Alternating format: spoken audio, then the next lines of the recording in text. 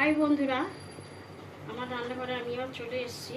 তোমরা তো সিম ভাজা খেয়েছো, বেগুন ভাজা খেয়েছো।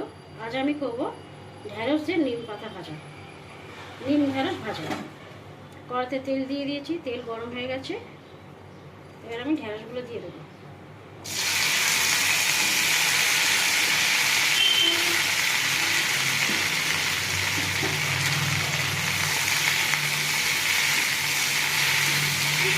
ভাজা ভাজা হলে তারপরে আমি নিম পাতা দেবো।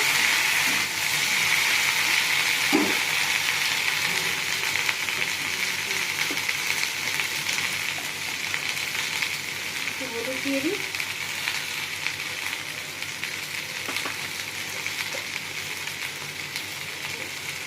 নুন দেবো,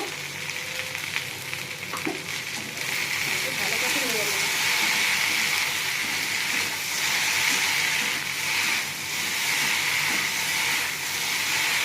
এবার আমি ঢাকা দিয়ে দেবো। এবার আমি ঢাকাটা খুলবো। আমার ঢ্যাঁড়স ভাজা হয়ে গেছে। এখানে আমি নিম পাতা গুঁড়ো করে রেখে দিয়েছিলাম, শুকনো করে গুঁড়ো করে নেড়ে গুঁড়ো করে রেখে দিয়েছিলাম, সেই গুঁড়োটা আমি নিম পাতা গুঁড়ো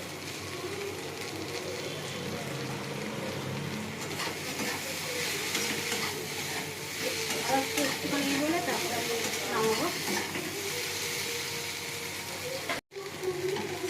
আমার নিম ঢ্যাঁড়স ভাজা হয়ে গেছে, এবার আমি নামিয়ে নেব।